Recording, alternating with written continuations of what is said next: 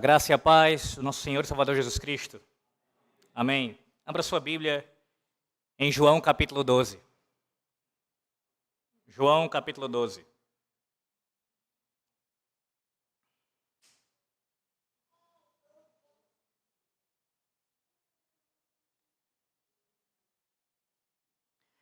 Semana passada, no último dia do Senhor, no culto vespertino, nós ouvimos um sermão na perícope do versículo 20, na parte do versículo 20 até o versículo 26.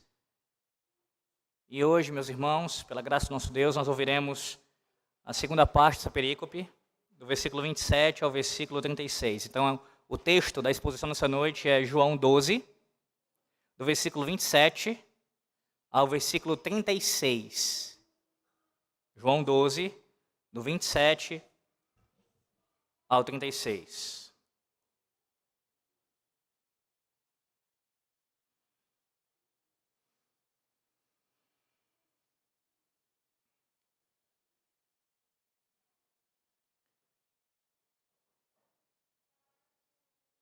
Assim diz a palavra do Senhor nosso Deus.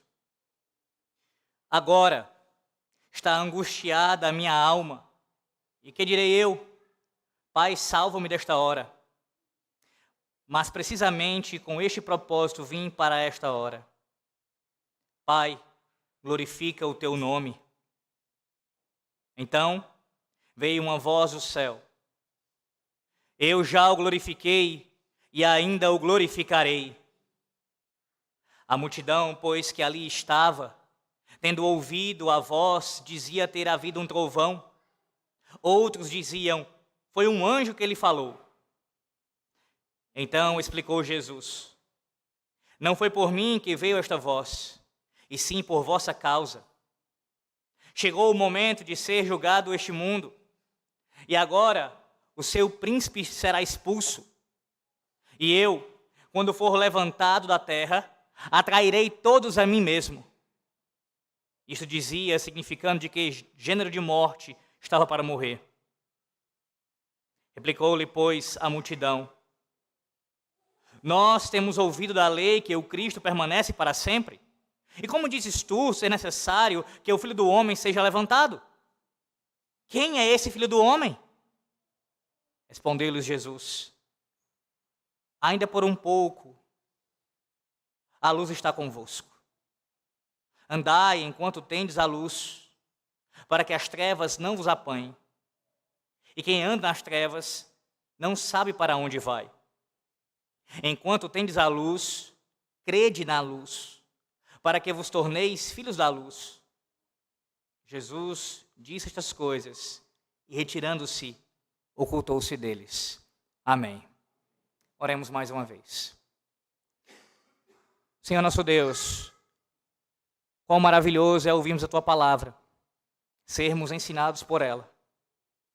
Já temos meditado nessa passagem desde o Teu último dia santo, e hoje aqui continuaremos, pedindo a Ti, Senhor, que abra o nosso entendimento mais uma vez, que nos faça enxergar, que nos faça ver tudo de maravilhoso que emana da cruz de Cristo.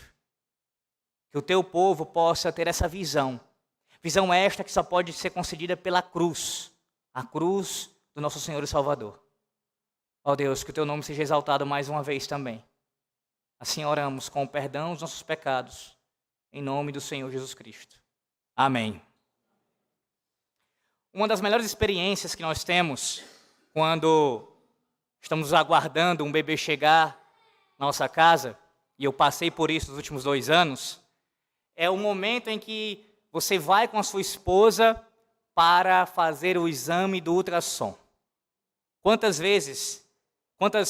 momentos felizes foram esses quando a gente ficou naquela expectativa, hoje é dia, hoje tem essa consulta, hoje tem esse exame, e nós iremos mais uma vez ver como está o nosso bebê, vamos saber a sua condição, também a saúde da mãe, como as coisas estão caminhando, como Deus tem cuidado de nós. E se você já se atentou um pouco para para o momento do exame, de forma específica para o aparelho, se você prestou bem atenção, você sabe da dificuldade que é, a não ser que você tenha um conhecimento técnico, mas se você é como eu, um leigo nessa questão, do quão incompreensível é a imagem que está ali. Você olha, tenta enxergar, tenta visualizar, mas ainda assim você precisa ir muito do auxílio profissional para poder ter uma ideia das partes ali que constituem a criança. Mas é impressionante, né, meus irmãos, como o homem tem uma habilidade como essa. Criar um instrumento que nos dá a capacidade, pelo menos em algum sentido, de visualizar o ser humano internamente e ver outro ser humano dentro desse ser humano. A gente consegue saber, por meio desse exame, ter uma ideia, os cálculos ali são feitos com relação à quantidade das semanas. Ouve o coração, e é a primeira vez então que a gente escuta o coração, é uma emoção à parte. Tudo isso é detalhado, é dado a nós por meio de um instrumento feito pelo homem. Não é impressionante? Não é impressionante como o homem consegue criar instrumentos que ele, através desses instrumentos, consegue ver melhor? Enxergar aquilo que naturalmente ele não conseguiria enxergar? E isso não apenas no ultrassom. Nós temos outros tipos de exames, até mais sérios, como as próprias ressonâncias magnéticas, que são feitas com esse intuito. Instrumentos feitos pelo homem para ver melhor. Contudo, o homem não consegue curar aquilo que nós entendemos como a cegueira da alma. Aqueles que vivem de forma dissoluta, que vivem em pecado. Independentemente dessa quantidade de pecado, digo isso, não apenas os que vivem de forma dissoluta, pecaminosamente, mas também aqueles que aparentemente não são tão imorais, mas ainda assim são pecadores. O homem não consegue criar nenhum instrumento que possa curar essa cegueira, essa falta de visão da alma. Consegue criar óculos para nossos olhos físicos, para auxiliar em nossa visão, mas não consegue curar a cegueira da alma. Todos os instrumentos humanos podem até amenizar a miopia humana dos olhos físicos. Mas quem é que pode curar a cegueira da alma? O que é que pode nos fazer enxergar a glória de Deus? Bem, nessa noite, nós encontramos a resposta nesse texto. A cruz de Cristo nos faz ver a sua glória e o seu poder em seu pleno fulgor. A cruz de Cristo nos faz ver a sua glória e o seu poder em seu pleno fulgor. Veremos em 3 pontos. Veja, versículos 27 e 28, nós veremos a cruz de Cristo, que ela nos faz ver a principal preocupação do Filho do Homem. A cruz de Cristo nos faz ver a principal preocupação do Filho do Homem. Versículos 27 e 28. Em segundo lugar, nós observaremos que a cruz de Cristo nos faz ver o poder da morte do Filho do Homem. Ela nos faz ver o poder da morte do Filho do Homem. 29 ao 33. Em terceiro lugar, nós aprenderemos que a cruz de Cristo nos faz ver a importância da presença do Filho do Homem. Do 34 ao 36. Volte os olhos ao texto, versículo 27 e 28, veremos a cruz de Cristo nos fazendo ver a principal preocupação do Filho do Homem. Versículos 27 e 28. O início aqui, logo o versículo 27. Agora está angustiada a minha alma, e que direi eu? Pai, salva-me desta hora. Mas precisamente com este propósito vim para esta hora. Observe que o Senhor aqui, ele dá sequência à sua explicação a respeito da sua morte. Nós vimos no último sermão como o Senhor falou sobre a hora da morte e a hora da sua morte e as implicações que isso traria. Ele torna agora, com essa fala dele aqui, um tanto mais pessoal e passa a descrever o estado de sua alma. Ele diz de forma bem clara, bem explícita: agora está angustiada a minha alma. Às vezes a gente costuma ler uma passagem como essa, palavras como essa, como se fossem algo trivial, semelhante àquilo que nós experimentamos. Sim, pessoas comuns como você e eu experimentam angústias. Você sabe disso. Noites das quais não conseguimos dormir. Momentos nos quais nossos travesseiros estão encharcados com as nossas lágrimas. Você sabe que essa é a sua experiência. Mas como explicar isso para o Deus Todo-Poderoso? Como explicar que o Deus encarnado se sente angustiado? O que é que o angustia? Será que é a sua morte iminente? Será que o Senhor está com medo de passar pela morte? Será que é isso que está angustiando a sua alma? Se você gosta de filmes épicos, assim como eu, provavelmente já deve ter assistido aquele famoso filme do Mel Gibson nos anos 90, onde ele interpreta o escocês William Wallace. E você deve se lembrar daquele momento final do filme, a hora da execução. Ele, naquela mesa em que os carrascos haviam preparado para ceifar-lhe a vida. Ali é dada-lhe uma última oportunidade de se arrepender, de jurar a fidelidade ao rei. Se você viu o filme, sabe que as últimas palavras dele, de acordo com o filme, e não, isso não tem uma base histórica que possa fundamentar bem se isso de fato aconteceu. As últimas palavras dele é um brado onde ele expressa a ideia liberdade. Que morte gloriosa! Onde estava a angústia de William Wallace? No momento em que ele seria executado. E quando nós vemos então as execuções ao longo da história da igreja, quantos mártires, os pais da igreja, quantos homens, os próprios apóstolos, quase todos eles que tiveram que enfrentar o martírio. E muitos desses homens e mulheres que foram para a fogueira, que foram para as arenas com os animais, que tiveram que passar por mortes terríveis, estavam bem corajosos, firmes diante da morte, sem temer o que iriam passar. Será que esses homens, eles eram mais fortes, mais corajosos do que o nosso Salvador? Eles tinham mais bravura do que o Rei dos Reis e Senhor dos Senhores? Como explicar, meus irmãos, essa angústia de alma sentida pelo Deus Todo-Poderoso encarnado? A resposta é uma só. O Senhor Jesus não está angustiado por causa dos sofrimentos que teria em sua carne. Os bofetes que levaria, as chicotadas que abririam as suas costas, os cravos que transpassariam as suas mãos e os seus pés. Não é isso que angustia o Senhor. O que angustiava a alma do Salvador era a ira de seu Pai que seria derramada sobre ele. Naquela cruz, o Senhor Jesus Cristo enfrentou o inferno por causa de pecadores como nós. Aquele que é absolutamente santo teve os nossos pecados imputados sobre si. Você percebe o motivo da angústia do seu Salvador? O que consumia a sua alma nos últimos passos que ele dava rumo ao Calvário era o inferno que ele experimentaria no seu lugar. Experimentar a própria ira de seu Pai sobre si. Isso o angustiava.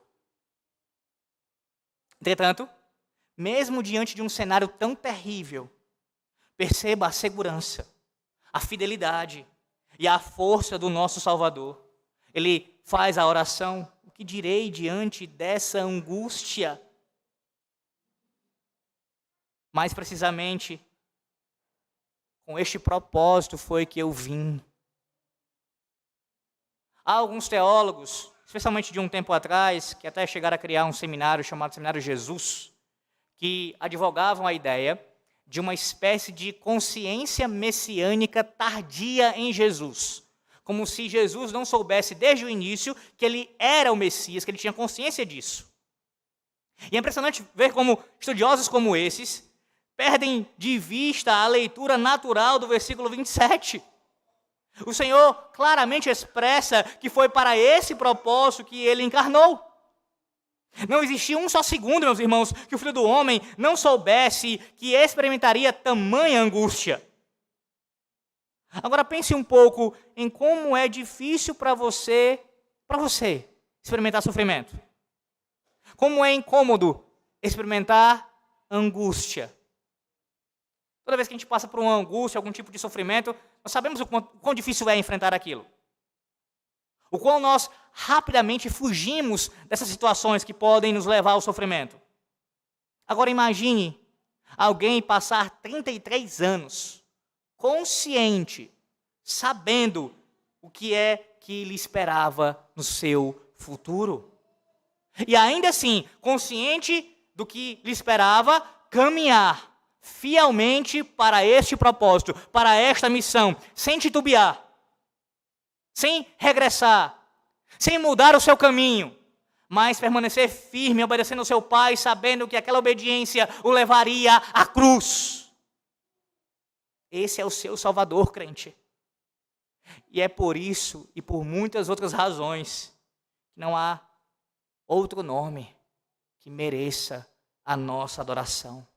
Nós temos um Senhor e Salvador que é fiel ao pacto, que é fiel à lei de Deus, que não titubeia diante da morte. Pelo contrário, a encara de frente. Agora se levanta uma pergunta: por que ele fez isso? Qual foi a razão para ele fazer isso? Veja o versículo 28.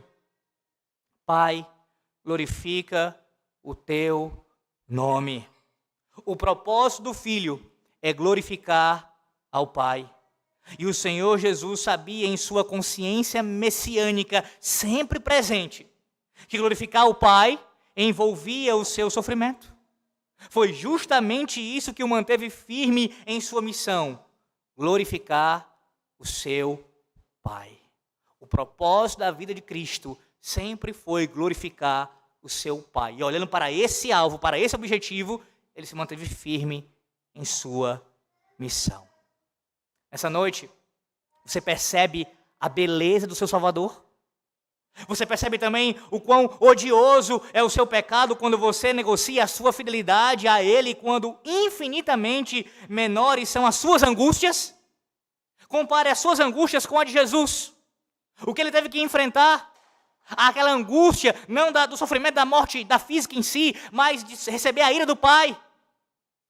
Não há angústia que se compare a essa que nós enfrentemos. Doença, a perda de um emprego, o luto, por mais que sejam dolorosas, ainda não se comparam ao que o nosso Senhor enfrentou caminhando para a cruz. E ainda assim, ele se manteve fiel. Por que nós, em nossas angústias muito menores, usamos disso para desobediência ao nosso Deus? Percebe o quão terrível é o seu pecado quando você negocia, por causa de conforto e bem-estar, a sua obediência a Cristo, enquanto o seu Senhor e Salvador abraçou a ignomínia. Talvez nesse momento agora você esteja lutando com terríveis pecados, lutando verdadeiramente para glorificar o nome de Deus, mas você tem sucumbido nessa luta, tem perdido as batalhas. Eu quero que você veja o que o Senhor nos mostra que pode nos fortalecer. Sabe o que pode te fortalecer nessa luta? Na luta diária contra todos os pecados, seja eles quais forem. Se o teu objetivo, se o alvo da sua vida, se a sua missão for glorificar a Deus, quando você vive em busca da glória de Deus, você vive semelhante ao teu Senhor e Salvador. Isso te fortalece contra qualquer tentação que você venha a enfrentar. A semelhança do Filho, se desejamos fortalecimento nos momentos de sofrimento e tentação, o que precisamos fazer é colocar nosso objetivo, como nosso objetivo máximo, de nossas vidas, a glória do nosso Deus Trino. Mesmo que signifique a perda dos nossos bens, a perda de prestígio, a perda de nossa própria vida.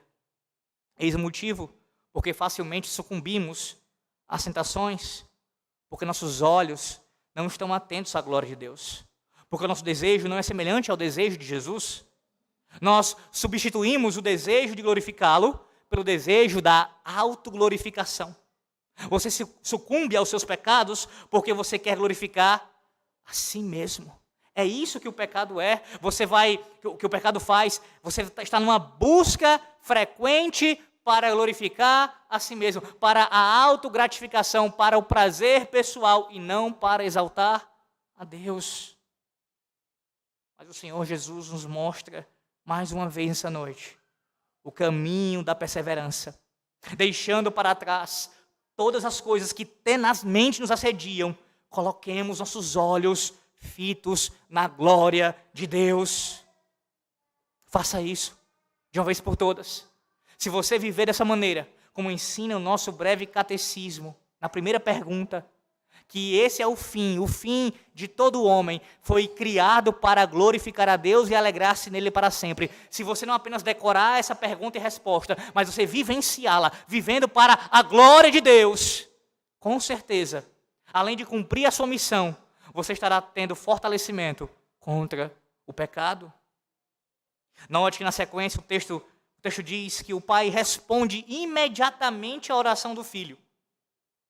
Então veio uma voz do céu: eu já o glorifiquei e ainda o glorificarei. A resposta do pai imediata evidencia essa união maravilhosa, essa comunhão maravilhosa que há entre o pai e o filho.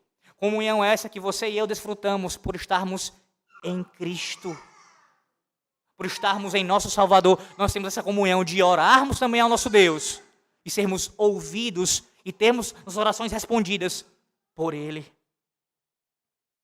A glória de Deus, que é a manifestação dos seus atributos, já havia sido demonstrada no passado. O Senhor declara isso.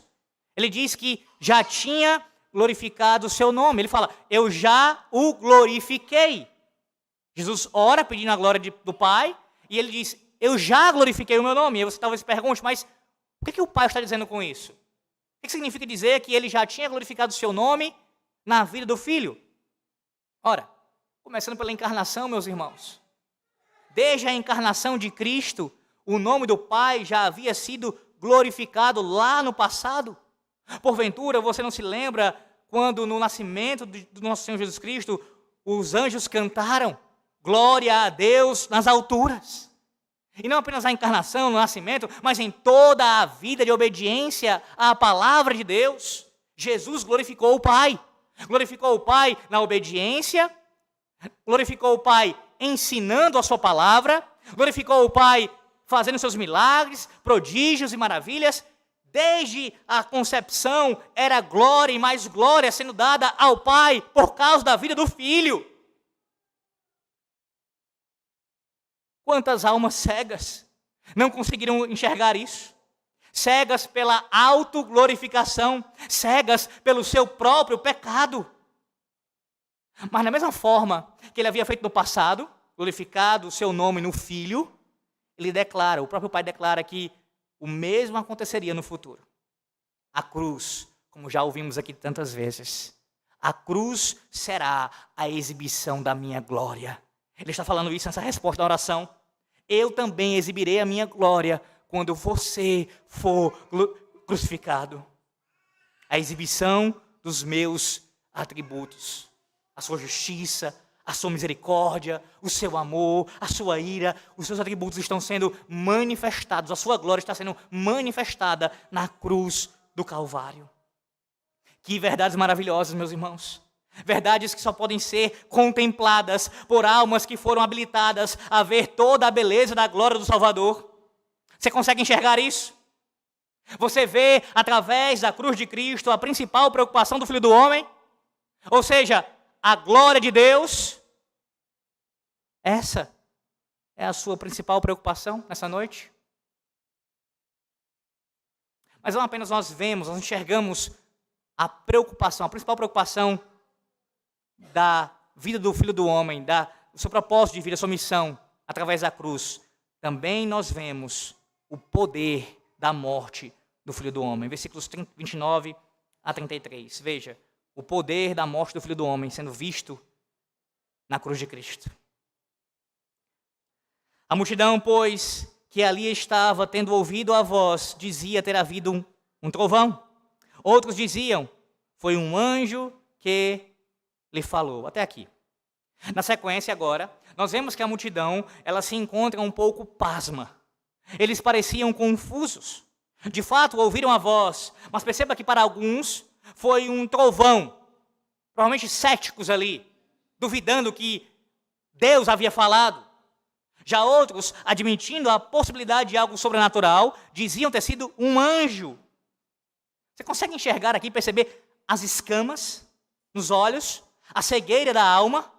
A multidão ouviu a voz, todavia como se não quisessem entender propositalmente, rejeitando o testemunho do Pai, como se subestimando a quem estavam ouvindo. Eles simplesmente não conseguem associar que o Deus Todo-Poderoso está diante deles. E assim como havia falado, testemunhado de Jesus no seu batismo, também na transfiguração, agora, mais uma vez, dá testemunho do seu Filho, está dizendo claramente que o seu Filho será ali, quando crucificado, glorificará o seu nome. No versículo 30, o Senhor agora explica a razão pela qual isso aconteceu. Ele diz, essa voz não veio por minha causa exclusivamente. Essa voz tem um grande propósito para vocês. É para tirar as escamas das vossas almas. É para que essas expectativas falsas que vocês nutrem ao meu respeito sejam eliminadas. Em seguida, o Senhor passa a mostrar como a cruz evidencia o poder da sua salvação. No versículo 31, ele começa a explicar cada efeito poderoso causado pela sua cruz. Primeiro efeito, perceba o poder da cruz de Cristo. A primeira coisa, o mundo é julgado. A cruz mostra o quão vil esse mundo é. Os movimentos humanistas e iluministas sempre olharam para o ser humano como alguém altamente capaz, altamente nobre. É exatamente esse o pensamento que circula a nossa era. Como se nós fôssemos intrinsecamente bons. A cruz julga o mundo e sua máscara hipócrita é retirada. O mundo é julgado pela cruz de Cristo. Segundo lugar, o poder da cruz visto na expulsão do príncipe desse mundo. O príncipe desse mundo ele é expulso pelo poder da cruz. Não há nada mais que o inimigo de nossas almas possa fazer contra nós. As principais armas dele foram destruídas na cruz. O diabo foi vencido na cruz, pelo poder da cruz do Calvário. Terceiro, o Senhor atrairá todos a si mesmo. E perceba como isso está diretamente atrelado à questão do diabo, do príncipe desse mundo ser expulso. O Senhor atrairá todos a si mesmo. Durante a antiga aliança, o diabo tinha esse controle debaixo da soberania de Deus, é claro, sobre as nações, essa influência sobre as nações.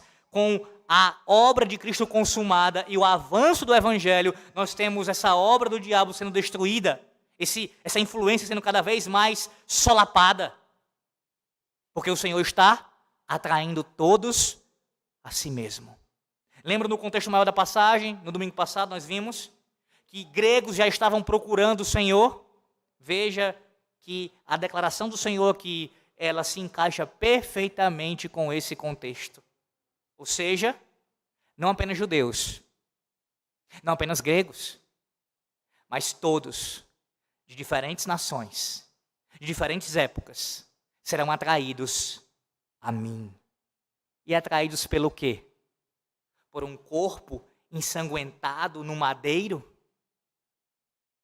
Quem pensa assim é quem ainda é cego de alma.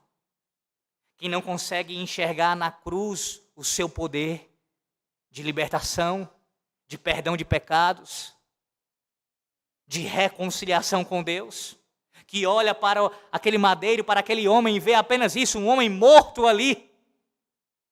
Mas você não. Você que já foi iluminado pelo Espírito Santo, você que já teve seus olhos abertos pelo Evangelho da Graça, você que conhece a Cristo, você é atraído por este que foi levantado sobre o madeiro, sabendo quem Ele é e conhecendo verdadeiramente o poder que emana da sua cruz, da sua obra vicária. Percebe, meu irmão, que a cegueira da alma, ela só pode ser curada pela cruz de Cristo, porque é a cruz de Cristo que exibe o poder do Filho do Homem, julgando o mundo, expulsando o príncipe desse mundo e atraindo pecadores a Cristo. A semelhança do que aconteceu no deserto, quando os israelitas estavam sendo mordidos pelas serpentes, e Deus orienta Moisés para que faça a serpente de bronze e que ela seja levantada, e aqueles que estavam sendo mordidos olhem para a serpente e sejam curados. Aquilo, como um tipo de Cristo, apontava para o nosso Senhor e Salvador. Todos aqueles que olharem para o crucificado de Deus, aquele que foi levantado no madeiro, olhar para Ele com fé, enxergarão nele salvação, poder, graça e glória, e assim serão salvos dos seus pecados. Muito se fala em nossos dias sobre revitalização de igreja. Você já deve ter ouvido sobre isso, provavelmente. Em algum tipo de palestra, algum vídeo falando a respeito. E é bom que haja esse movimento, é bom que em certo sentido, tenham pessoas preocupadas em revitalizar igrejas que já estão bastante prejudicadas, já estão com muitos problemas. Mas você vê, à luz desse texto, que se queremos revitalizar uma igreja, não precisamos de estratégias mundanas, mirabolantes. Se igrejas precisam ser revitalizadas, restauradas, provavelmente é porque a cruz esteve escondida nessas igrejas. A cruz não é pregada, mas trocada por eventos, programações, divulgações das sociedades internas, por entretenimento, programas para nossos filhos e outras coisas da mesma natureza. E a igreja vai morrendo, até precisar de uma revitalização. Sim, igrejas que não pregam a cruz de Cristo podem estar lotadas e serem abastadas, cheias de pessoas caminhando para o inferno. Porque a única coisa, meus irmãos, que pode atrair pecadores a Cristo é a sua cruz ensanguentada. E se ela está ausente de uma igreja, não há salvação ali sendo pregada. Na verdade, esta não é uma igreja de Cristo, é uma sinagoga de Satanás. Que isso seja fortalecido nessa noite. Nossas vidas, nossas famílias, casamentos, nossos filhos, a nossa igreja, que tudo isso seja centralizado na cruz. Que seja algo inegociável para nós. Venha quem vier, aconteça o que acontecer, que nos agarremos, que abracemos a cruz de Cristo e confiemos no seu poder. E descansemos nessa obra. Você percebe que segurança isso traz para você nessa noite? É verdade que ao longo da caminhada da nossa fé, a nossa fé ela precisa enfrentar desafios. Ela enfrenta desafios enormes. E não poucas vezes a nossa fé ela é enfraquecida. Contudo, temos a segurança de que o Senhor sustenta a nossa fé e não permite que venhamos a naufragar. Ouça o que diz a Confissão de Fé de Westminster, em seu capítulo 14, seção 3, da fé salvadora. Esta fé é de diferentes graus, fraca ou forte. Pode ser muitas vezes e de muitos modos assaltada e enfraquecida, mas sempre alcança a vitória, atingindo em muitos a uma perfeita segurança através de Cristo, que é tanto o autor como também o consumador da nossa fé. A fé que você tem, que o próprio Deus lhe outorgou, essa fé que você depositou em Cristo, confia no poder da sua cruz, por mais que ao longo da caminhada ela possa passar por dificuldades e venha a ser enfraquecida, o próprio Deus garante que sustenta essa fé e fortalece novamente. E te assegura que te conduzirá até Ele. Talvez durante a semana que passou, você chegou a pensar: não tem salvação para mim. Eu não consigo sair desses pecados, eu não consigo abandoná-los. Você se sente pesado, angustiado. Contudo, o Senhor Jesus Cristo lhe lembra, mais uma vez, que a sua cruz ela é eficaz. Por mais que os teus pecados sejam horrendos, e isso não lhe dá licença alguma para continuar neles, a cruz do teu Senhor e Salvador lhe garante vitória sobre o mundo, vitória sobre o inimigo e vida por vir em seu reino. E ninguém pode tirar isso de você. Você enxerga isso? Você consegue ver, através da cruz de Cristo, o poder que há na morte do Filho do Homem? Você crê nesse poder? Mas não apenas o poder. Nós também vemos na cruz de Cristo a importância da presença do Filho do Homem. A cruz de Cristo nos faz ver a importância da presença do Filho do Homem. Versículos 34 a 36. Vamos ver o início aqui, primeiramente. Replicou-lhe, pois, a multidão: nós temos ouvido que, da lei, que o Cristo permanece para sempre. E como dizes tu, se é necessário que o Filho do Homem seja levantado? Quem é esse Filho do Homem? Observe que a resposta da multidão ainda demonstra certa confusão. De fato, fizeram a conexão entre a pessoa do Messias e a figura do Filho do Homem que aparece lá em Daniel. Eles sabem que quando Jesus refere-se ao Filho do Homem, está falando do Messias esperado. No entanto, eles apelam para a lei para não aceitar as palavras do Senhor Jesus. Apesar do Senhor ter falado várias vezes quem ele era, eles ainda perguntam quem é o Filho do Homem. Percebe como a cegueira ela pode nos afetar? Ao ponto de usar a Escritura para desdizer o Senhor Jesus. Eles se agarram com as partes das Escrituras que lhes agradam e rejeitam o restante. Essa é uma demonstração vívida da cegueira humana, que chega ao ponto de a própria palavra de Deus usar dela para justificar suas noções equivocadas. O que eles estão fazendo aqui? Eles estão citando a lei, e nesse caso aqui é um nome para se referir a todo o Antigo Testamento, provavelmente lembrando aqui de alguns textos bíblicos, de algumas passagens que falavam de forma bem explícita que o Messias, quando viesse, ele governaria, ele reinaria sobre o seu povo. Então eles estão se apegando a essas passagens que são verdadeiras, são de fato revelação do Senhor, mas esquecendo de outras passagens como Isaías 53, que falavam do servo sofredor. Ou seja, é mais uma demonstração do equívoco que eles tinham, da visão errada, distorcida do que era o Messias, de quem seria o Messias. O Messias que nós queremos é apenas um governador político, alguém que vai nos libertar, alguém que vai governar sobre nós aqui humanamente, politicamente, mas esse Messias não pode sofrer, esse Messias não pode enfrentar dificuldades, esse Messias tem que vencer os inimigos, e somente isso.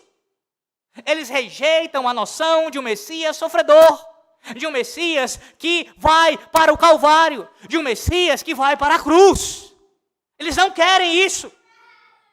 Usam a Escritura contra o próprio autor dela. É exatamente isso que falsos mestres fazem. Eles usam o próprio texto bíblico para distorcer a palavra de Deus e contrariá-la. Mas não é exatamente isso que muitas vezes você faz, quando você abraça apenas uma parte da revelação e outra você despreza? Você, ainda que não fale abertamente isso, dizendo, eu não concordo com esse versículo, eu discordo daquele outro versículo, mas você começa a reinterpretar a Bíblia ao seu bel prazer, sem considerar o todo da revelação. Meus irmãos, a nossa visão das Escrituras, a nossa maneira de enxergar a palavra de Deus, a sua revelação, deve estar de acordo com o que o nosso Deus mesmo revelou, não escolhendo partes da Bíblia, mas abraçando o todo da revelação. É abraçar o Cristo completo, é crer no Messias inteiro, Deus, homem, Redentor, Senhor e Salvador, aquele que nos purifica de todos os nossos pecados, que sim, é vitorioso, mas também ele, enquanto esteve aqui encarnado, foi o servo sofredor. Atente-se para a resposta do Senhor, depois dessa percepção equivocada deles. No versículo 35 aqui. Versículo 35.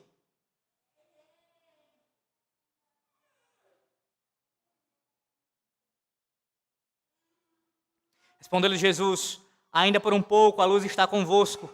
Andai enquanto tendes a luz, para que as trevas não vos apanhem.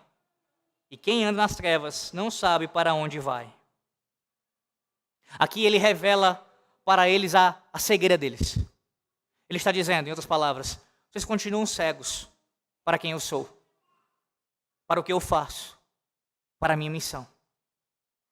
Por mais que vocês tenham em mente os textos que falam de mim reinando, vocês esquecem aqueles que descrevem o meu sofrimento.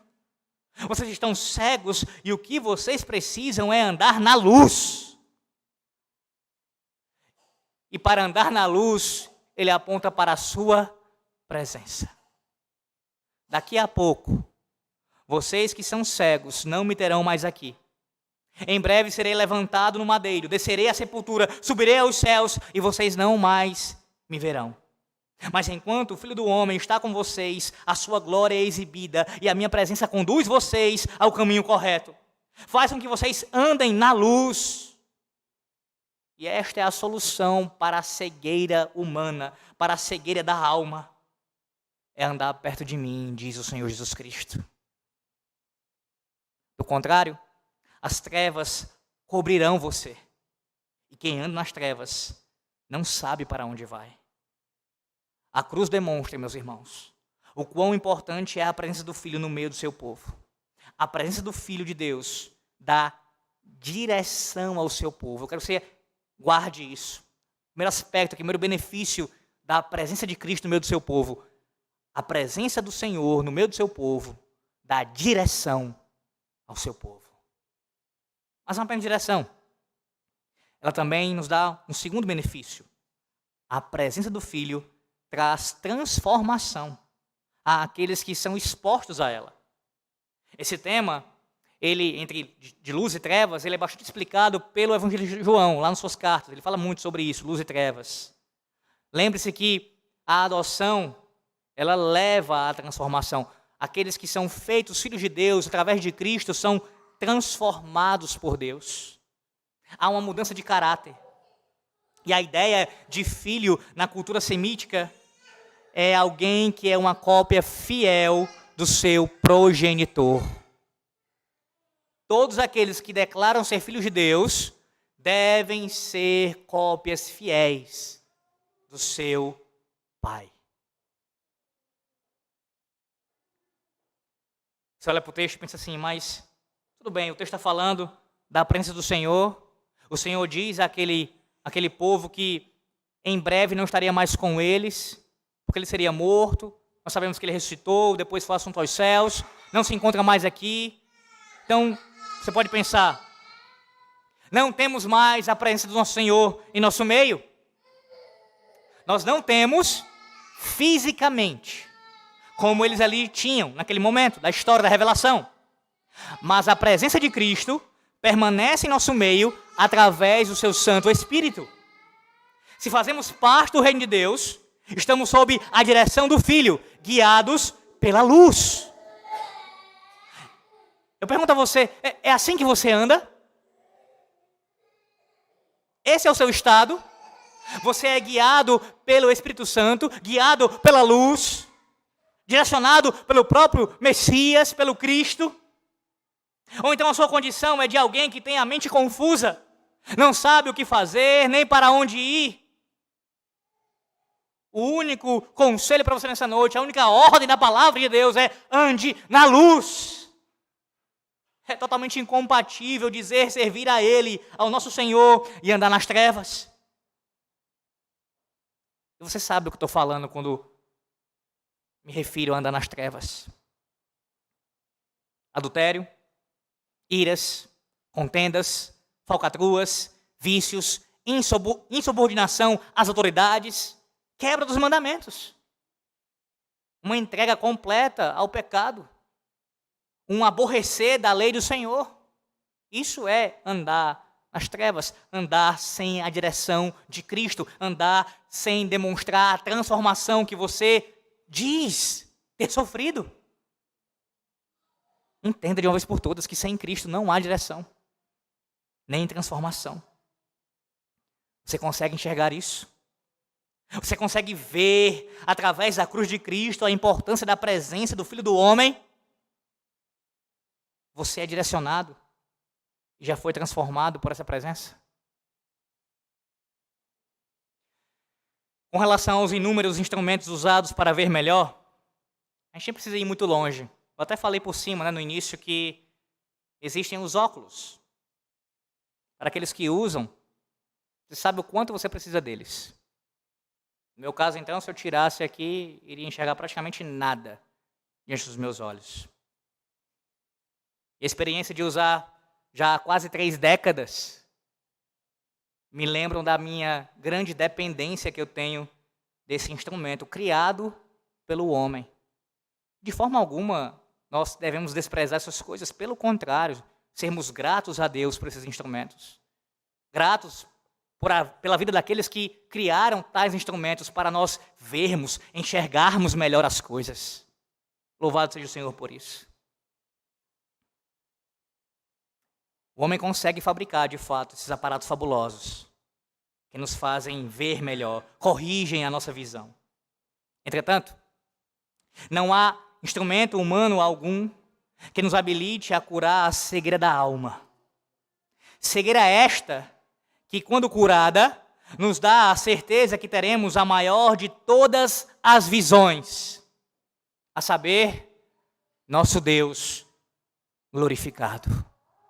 O autor Michael Allen, em seu livro A Esperança do Céu, um resgate da visão beatífica, citando o puritano Richard Sibbes, escreve, isso são palavras agora do puritano Richard Sibbes: a bondade de Deus é uma bondade que comunica e se espalha. Se Deus não tivesse uma bondade que comunica e se espalha, Ele nunca teria criado o mundo. O Pai, o Filho e o Espírito Santo eram felizes em si mesmos e desfrutavam um do outro antes do mundo existir. Não fosse Deus se deleitando em comunicar e difundir a sua bondade, nunca haveria criação, nem redenção. Allen, o autor, comenta em seguida as palavras do puritano Richard Sibbes. Ele diz assim: Sibbes atesta essa realidade, a plenitude trina de Deus e sua inclinação eternamente amorosa para compartilhar essa bondade com os outros. E ela pode ser relacionada diretamente à visão, pois as Escrituras nos dizem que a bondade e o florescimento são encontrados apenas na presença de Deus. Diz o Salmo 16, verso 11, tu me farás ver os caminhos da vida. Na tua presença há plenitude de alegria, na tua destra delícias perpetuamente. Uma das grandes glórias do Evangelho, central para a sua promessa de florescimento humano mediante a concessão da plenitude da graça de Cristo, é a promessa de que o Deus invisível se torna visível para nós.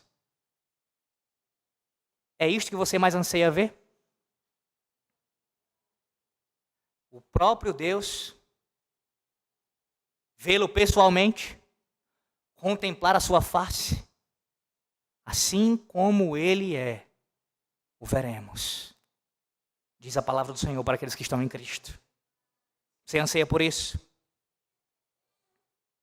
Bem, para poder alcançar a visão beatífica, é necessário que você enxergue algo antes. É necessário que você olhe para a cruz. E através da cruz, você veja a glória e o poder que emanam da cruz em seu pleno fulgor. Sem olhar para a cruz de Cristo, sem ver tudo isso na cruz de Cristo, é impossível ao homem ver a Deus face a face. Que o Senhor Deus nos ajude a caminharmos pela luz, a andarmos observando seus mandamentos, a guardarmos a sua palavra, a nós que já fomos iluminados pelo Evangelho, a continuarmos enxergando o nosso Deus em tudo, aguardando por esse momento em que o veremos face a face. E se você não foi ainda iluminado até esse momento, que hoje a palavra pregada tenha sido um instrumento para abrir os seus olhos, curar a sua cegueira espiritual de uma vez por todas. Que assim o seja, em nome de Jesus. Amém. Oremos. Senhor nosso Deus, nós te rendemos graças pela tua palavra. Te louvamos, Senhor Deus, por ouvir mais uma vez o teu evangelho. Pelo Senhor nos lembrar da obra magnífica que o Senhor realizou na cruz. A glória, o poder e tudo que emana dessa obra que é inigualável. Senhor, que os efeitos que dela procedem venham a ser vistos em nossas vidas. E que nós continuemos a enxergar o Senhor Deus, olhando para o Senhor, olhando para o autor e consumador da nossa fé, descansando nessa obra, aguardando o grande e desejado dia de se encontrar com o Senhor e vê-lo face a face. Oramos assim, ó Deus, com a tua bênção sobre nós, que o Senhor nos direcione e que nós continuemos a viver como vidas que foram transformadas por este Evangelho. Oramos assim com o perdão dos nossos pecados, em nome do nosso Senhor e Salvador Jesus Cristo. Amém.